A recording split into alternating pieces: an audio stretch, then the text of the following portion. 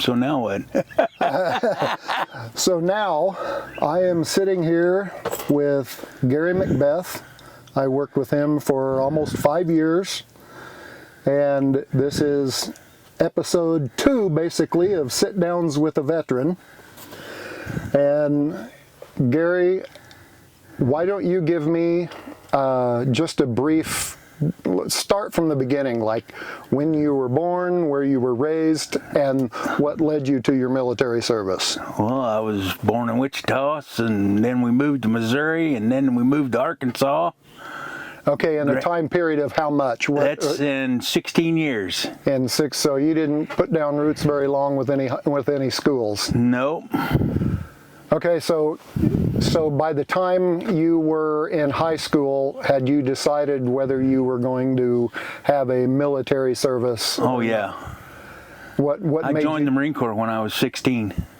What made you do that? What did you have? That was the relatives? only opportunities that was coming in Arkansas. It was either that or go pig farming. I wasn't ready to go do that. Okay, so you're 16 years old when you joined. Where were you at the time? In Mountain Home, Arkansas. I know where Mountain Home is. Yeah. I lived there for almost 6 years. That's a story for after the video, I'll tell you. But anyway, okay, so you joined when you were 16. Yep. But you obviously didn't go in until you had graduated from high school. I graduated at 16. Okay, what year was that? 1976. Okay, so technically 1975 was our wrap up in Vietnam. Yeah, well, yeah, we're going to get to that. Yeah, I know better than that. Yeah, oh yeah, that's common knowledge now, that things were a little bit different than what they publicly spoke of. So, but that was when the fall of Saigon, the embassy in Saigon, and was that last helicopter going out. The famous photograph of the guy punching the guy on the helicopter skids to get him off. Because they were overloaded because the NVA were at the doorstep. Okay, so you went into the Marine Corps at 16, graduated high school then. Where did you go? Were you I was a Hollywood Marine. You were a Hollywood. That was my next question. Hollywood Marine. If you went east or if you went west. Went west. Describe your basic. I went to Camp Pendleton for my war training, and my school for radio operator was all at Camp Pendleton. Okay. After graduating there, I went to 3rd Amphibious Assault Division. Okay, so your radio training, which brings up our first prop for the day. Yeah, PRC 77. And there's the, show it to the camera. 28 pounds. And you can remote this if you want to, with an Angler 39 if you want. But it's got a 5-pound battery in this one. But this goes with the KY38, which hooks in right here. And there's a cable that goes from here to the KY38 underneath, which is another 28 pounds, but it takes 10 pounds of battery. So you always had to carry 3 batteries, so 15 pounds of batteries extra, and change them every day. Wow. And you had to get resupplied every day. Especially when you were in a tropical climate. Right, because the moisture will eat 'em foobar it in a heartbeat, or the cold. Okay. So in Alaska, these things don't work worth crap. So in the evolution of the prick radio, the PRC, yeah, I just violated my own thing. Yeah, they went from a PRC 10 to a PRC 25. That was the Vietnam era. And then these PRC 77s are digital inside. There's no tubes. Okay, so they're getting out of the analog and going digital. Okay. Right, back then. Yeah, working their way towards it anyway. Yeah. Right, but that was all. Here, I'll move that over here. And then the bigger ones, you know, we had Jeep mounted radios that you could talk halfway around the world with. But those were the big boxes though, Big correct? boxes. I mean, they're the antennas that went 90 feet in the air, and if you went within 10 feet and they keyed the transmitter, it would yank you in and fry you. So you always had a 20-foot buffer zone around that antenna. Okay, so you went through your basic. How did basic? I know that your radio training was after basic, but how did you deal with basic? Let's kind I of. broke my leg in basic. So did you have to go through another evolution then, or did they? No, because my leg swelled up so big they couldn't put a cast on it, so they couldn't drop me. So I spent like 3 weeks with the leg, about the size of Mount Everest. Wow. Okay, so you go through basic. Did you? I have a lot of friends that were Marines. I have the ones that were very physically fit when they went in. Oh yeah, I was 160 pounds up there. And they went in, and even though it was hard, the friends that I also have had that were not so physically fit and were not mentally prepped for the amount of mental and physical abuse that they were going to face, they had a little bit tougher time with it. Oh, well, yeah. But that was a tough road. How would you describe it? Would you describe it? I mean, you were obviously pure hell. Yeah, okay. Yeah, I've heard. My DI was a little Mexican guy, and I bet he didn't. Well, let's put it this way: his brown ribbon hat hit me here. Oh wow! And you're how tall? And I'm 6 foot. Okay. So when he talked to me, he had to tilt his head up, which was, he hated that. And then he sat there. And you had to look down. And I couldn't look down and even talk to him. He was like, yes sir, no sir, all that kind of crud. And find a space on the wall to stare at. And you just stood over the top of him, and he hated that. Yeah. Okay, so he'd get on top of my foot locker so he could look me in the eye, and just you're trying. He's talking to you, and his head is bobbing up and down that brown, and it's about this far from your nose, just going. Okay, how many times did anybody laugh at that? None. Yeah. None. It would have been over with, I'm sure. I've seen him take recruits to the mop locker. They come back sore and quiet. And a different person. A different person. A bar of soap does wonders. Oh. So basic, you went through it. Your class was also you had your radio class. What else did you have? Well, I had everybody's a rifleman in the Marine Corps, so you went through infantry training basic course. Right. And you qualified. You got a sharpshooter. You qualified sharpshooter. Okay. Yep. So what are the classifications? You have marksman, which is the lowest. Then you have sharpshooter, and then you have expert. Okay. And I missed one at the last deal. I dropped it. I don't know where in the heck it went, so I only got sharpshooter. Shooting the M14. No, it was the M16. Okay. That was going away in Vietnam. Yeah. Okay. With the new Molychrome chamber. Okay. Because that was just coming out. Okay, and that was to keep. Still had the triangle handguards. But that was to keep jams from happening. Yeah. Yeah. Okay. And cook-offs. Right. Okay. Yeah. So marksmanship, radio. Then you got assigned to who again? 3rd Amphibious Assault Battalion, Alpha Company. Okay. Which was the alligators where you do the amphibious assault, the LVT-P7s. Okay. So that's you're like assaulting a beach, and you get called in with those. I took care of the radios in the Amtraks. Okay. All right. I did that for about a year, and then I transferred to Hawaii and Fleet. Okay, where were you while you were going through that? We stayed at Pendleton, and I only did one float, and that went down to Mexico and did an amphibious assault and then came back. Okay. Which wasn't hardly anything, but then Lebanon was kicking off, and the Iran hostage crisis in my time in the Marine Corps kicked in. Yeah. So I I went to Lebanon, and we messed around there after the barracks blew up. And then I got sent to Grenada too. Speaking of the barracks, we'll go right back to Grenada. The barracks, that was where several hundred Marines were killed. 200 and something. Yeah, I remember that as a kid. I do. Yeah, that was bad. I was carrying one of those. Carrying one of those radios. Yeah. Yep, on security. So you were there right after the barracks blew truck up. bomb. There was a truck bomb, right? Yep. Yeah. Yep.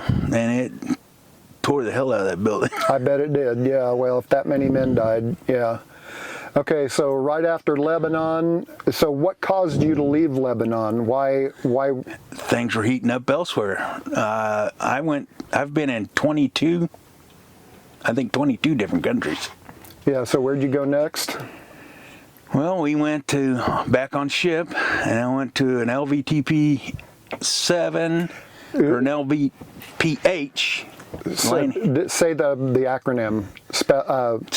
There's an LPH, which there's is an LST. I've been on an LST. Yeah, but what each one of the letters stand for? Do you remember? One LST stands for Landing Ship Tank. That one we went off the coast of Vietnam and played games. Okay.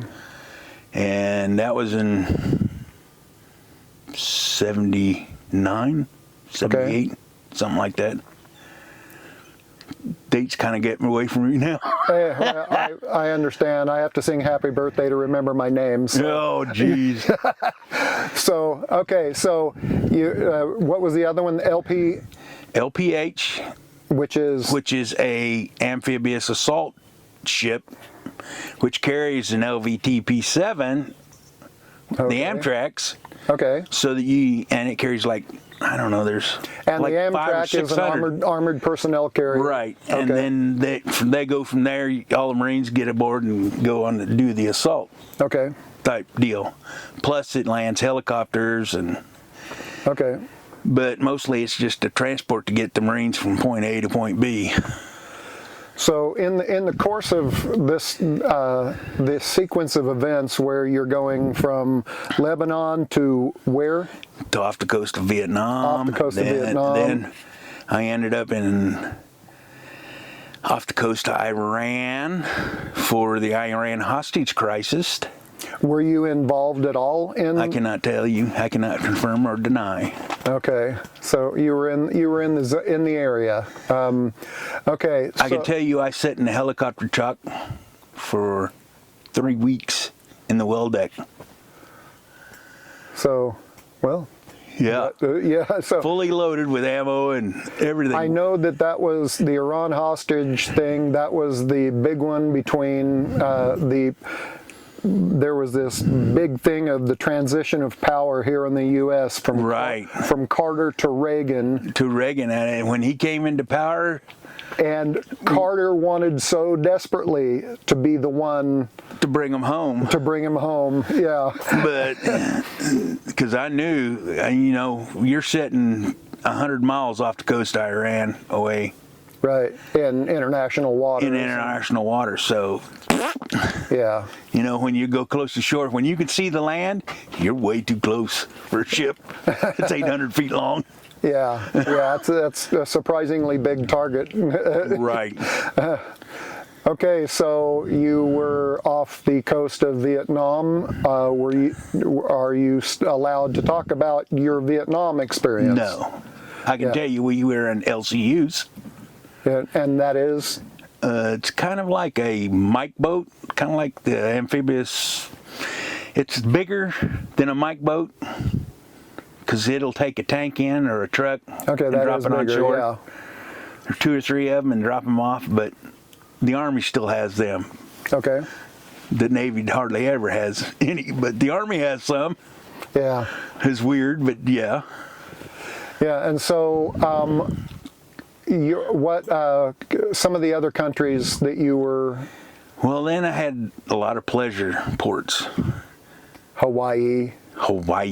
Yeah. I did 3, 4, 5, 6 tours coming out of Hawaii, Westpacks.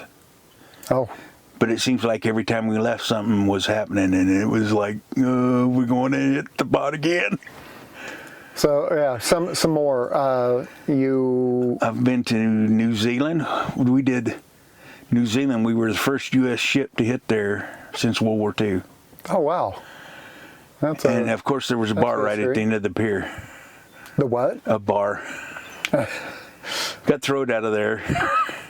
No, come on. Okay, so the helmet behind you, is that your actual? That's my actual helmet. Helmet. I carried this thing. FO is king. Go ahead and show it to the camera. Yeah. FO, Forward Observer. Forward Observer. Yeah. I got stationed when I got switched to in Hawaii. I got to be an FO for an artillery battalion, Alpha Battery, 12th Marines. So I did an FO when I was young and grungy. That comes with its own series of dangers. Yes, because you're right up there in front, and God and everybody. That's and you're trying to be quiet and stay covered and see the bad guys and blow them up. Yeah, I can't remember the name of the Medal of Honor winner, but I just watched a YouTube video of the first ever recorded Medal of Honor being won. Yeah. And it was, if my memory serves me, he was an Air Force FO, went in with a SEAL team in Afghanistan, and he himself charged, while the SEALs were pinned down, he himself charged 2 or 3 bunkers, taking those bunkers out while, and don't get me wrong, the SEALs were not cowering. I don't want to make it sound like that, because you have to watch the video. But he went, as a forward observer, he charged 2 or 3 bunkers, was mortally wounded, passed out, woke back up and charged another one before he died. And yeah, it was the very first one ever recorded. So forward observers, yeah, well, they have their own series of dangers that they have to face. Well, yeah, because usually you're with a grunt line company. Right. Well, you always seem to get stuck out on the sharp end of the stick. You're always on the OP, or you're the, you got the grunts behind you, and you're out there 200 or 300 yards in front of them, listening and watching. Right. So. Yeah, interesting. I'm trying to remember where we are in your time period. Okay, so about halfway through. Yeah, about 1980. It's about 79 and 80, yeah. And so off the coast of Vietnam in 79, 80, off pleasure ports. Off the Iraq and Lebanon and all that kind of crap. And then... Okay, moving on. Then we finally got to my 21st birthday. 21st birthday, where were you? In the Philippines. Okay. Hunting pirates. Oh, well, that's not the South China Sea, but that's, no. They're really big now, and they're great big now. Yeah. So you were hunting pirates. We were hunting pirates. And did you track any down? Oh yeah, we blew the crap out of them. So explain the they would helicopter the series of events that brought you to the point where you engaged. They helicoptered our battery in, dropped it off on a ship. Off from ship, they'd drop it into the jungle. They'd drop a bulldozer. They bulldoze a place out. Oh, an LZ. Drop a 105 in, and then you'd have command of all that territory for 7 miles around that thing. Oh wow, nice. So. Then they sent you this little FO out. Okay, now go look for the bad guy. Okay, call it in. So you were on the island with the 105? Yeah. Okay, I thought you were on board ship. But you were launching HE rounds on targets within 7 miles of the island. Right. Okay. You're talking about some bad guys that were doing bad things. Oh, I've seen quite a few YouTube videos. Now they have kind of a preemptive viewpoint on that. They'll get on board of like transport ships or cargo ships. Cargo ships, yeah. And I just saw one the other day, and they have concertina wire all along, wrapping all the way around around. Yeah, and then and they don't mess around. They, no. if those boats, those They high come speed, close, they light them up. They do. They deserve it. Okay, so what year is that approximately? About 80, Okay. 81. Moving on from there, where'd you go? Then I got sent back to Hawaii for a little 6-month little tour. More training up at Koalavi. Describe the training. That was more FO stuff. Okay. We were shooting at a volcano, actually.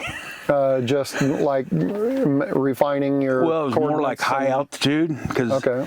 the impact area is between two volcanoes.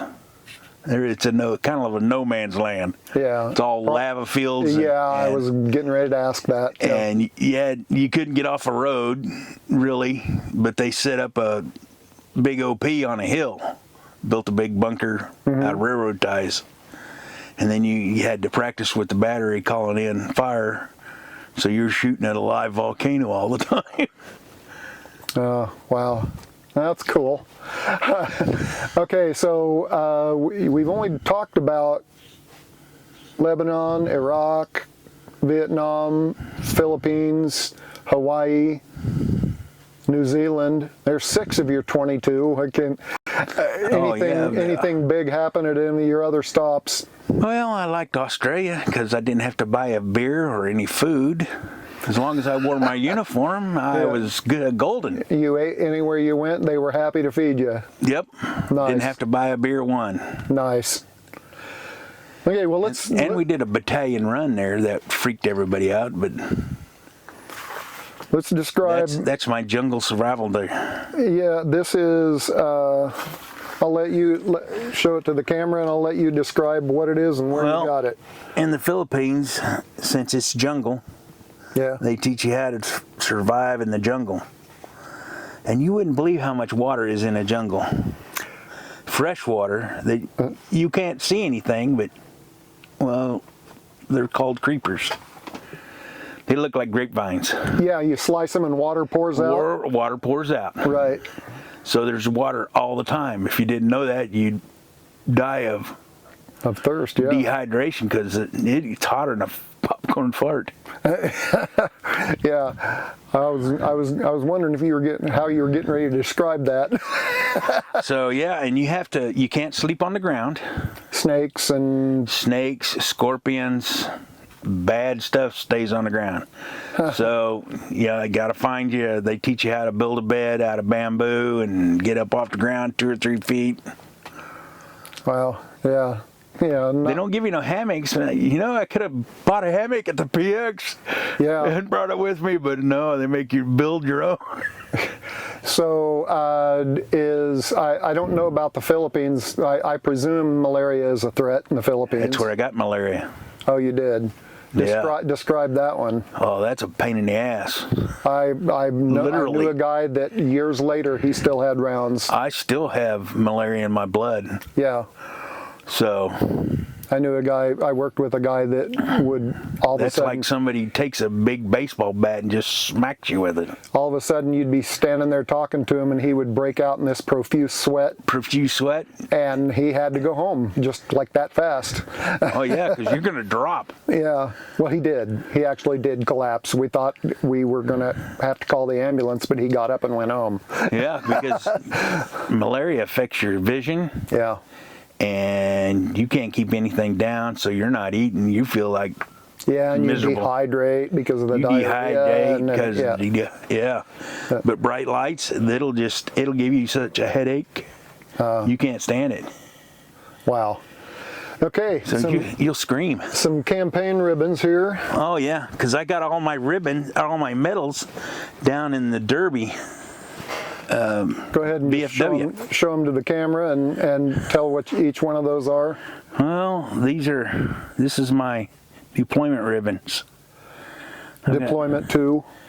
Everywhere. Everywhere, okay. And then I got my good conduct, and then I've got a couple more. You got a good conduct. Yes, I I've have known two. you for 5 years, and I would have never seen that coming. I can even put a star on that thing too. Okay, and the one on the far left was. I don't even remember what it's for anymore, but I've got a medal I've got a pin and a medal from the Kansas States for being in where I'm not supposed to be. And then I've got Sea Service Deployment Medal with Silver Star, so that's 5 deployments with that baby that I can wear. Okay. But I have all my medals down with my uniform, which is on display at the VFW. Your uniform is on display at the VFW here in town? No, in Derby. In Derby. Because my sister works there.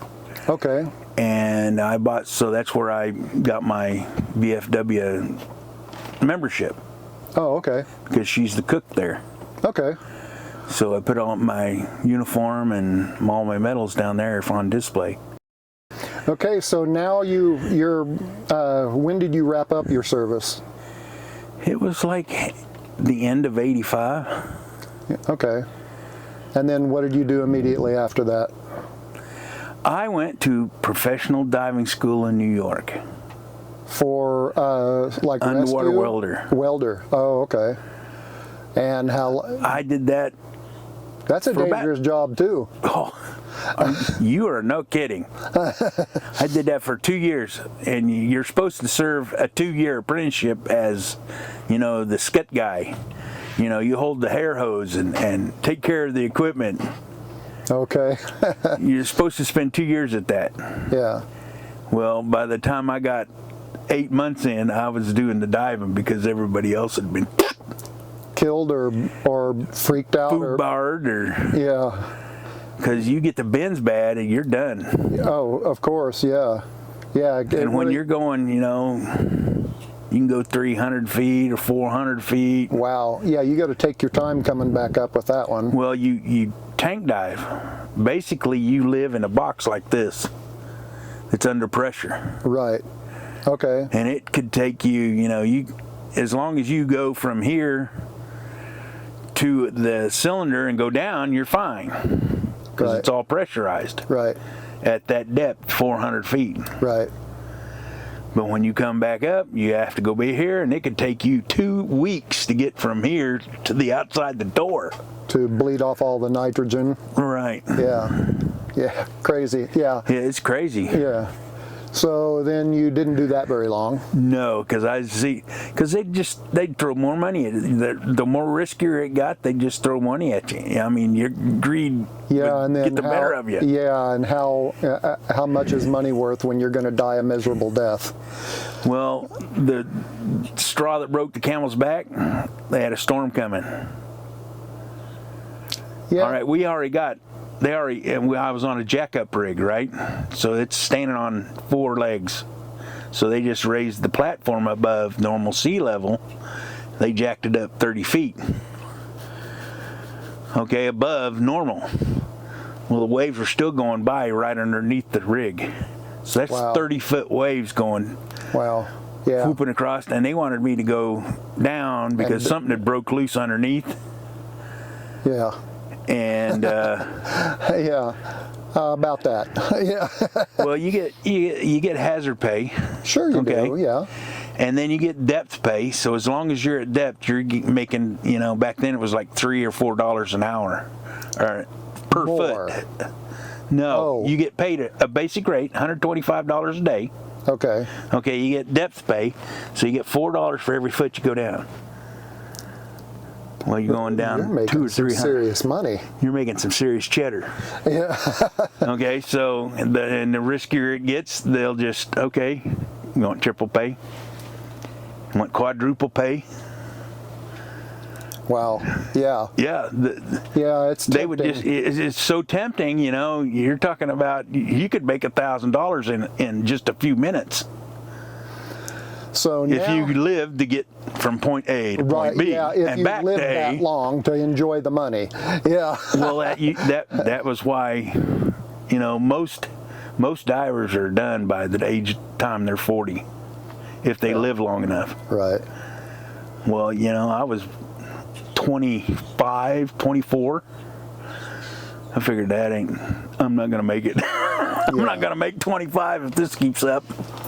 So here we go through a few jobs. When did you pick up?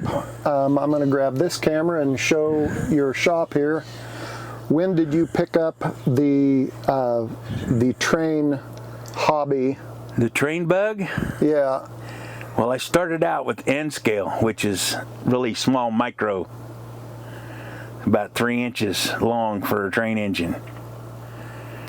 And now I'm into G scale because my eyes are so bad I can't stand to do anything smaller. Grab and show them the Abrams. Yeah. But the engines in G scale are like 3 feet long. I'm looking at that, yeah. And this is box cars and stuff. I've got my train engine up there for the military army car, but I mean. And what is that vehicle down there? This is an LVTP7. This is what came in on. This is your amphibious armored. They'd lift the front of this up like this, and then the troops would come out of here, out of the back door. Right. And these open up to load, if you want to do bulk cargo, palletized loads, they'd load this off the ships. This would flip open, and then this one would flip open like this, and then this part would flip over on top of this. Okay. And then they could lower a pallet, because these things will haul 25 combat troops. Right. Or approximately, 2.5 tons. Okay. And still stay above water. But the water line on these things was like right here. Yeah, when they're in the ocean, basically sinking. Yeah. Well, when there's grunts inside, I had to set. There's a jump seat right here beside this hatch that I have to use. I had to sit back there with a big ass wrench to keep anybody from opening the bastard. I just realized this is your Alice pack, isn't it? Right. Yeah, I just realized we didn't cover this, and before we lose any battery power, we're danger low in a couple places. So. All right, this is where I kept my food. Okay. My sea rats, all my cans were in here stuffed in socks. Go ahead and talk to the camera so they can see this. So this is where I kept all my food because I had the radios on my backpack. Right. So, and you always want beans and bullets. Yeah. You have to have beans and bullets, nothing else. I've got my K-bar. I've got my, if I get Where shot. Where's your K-bar? It's put up. Oh, okay. So it doesn't rust up. And then I had the pouches for my code book. Okay. All my radio code books. Which you guarded with your life. Right, because I have to sign for that stuff. Yep. And then I got my e-tool. I finally got a new e-tool, one of the folding types. This is the wooden handle. Oh yeah, this is. Yeah, I've got one of these. Yeah, those are nice. I had this in Vietnam. And this is your M16 bayonet. Right. It always goes right here because it's same. Right. And this thing still works on my M16 that I have. So I kept all my code books, and then I got my stuff here in case I get shot. And then I got my spare antenna. That's still on here, there. Yeah. Which is if I wanted to. It's probably been in there a while, hasn't it? Yeah, it's been in there 40 years or better. Oh, good grief. Yeah. But yeah, it's like a big fishing reel. Oh, I see that. Yeah. And you can spool it out and put it up in a tree or whatever. Right. Basically, you threw it into the tree. Yeah. Well, there you go.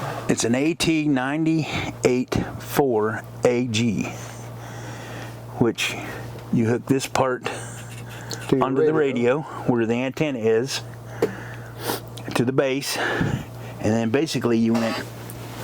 Gave it a sling. Give it a sling, and that went from like 5 miles of radio with the little whip antenna, or I could put the 10-foot whip on, and then I could get 10 to 15 miles or 20 miles. That is the difference between life and death. Right. Yeah. And then you throw this thing, you put the whip on, and you put this thing on, and throw it in the tree up 25 or 30 feet, and then you can cock almost 50 miles.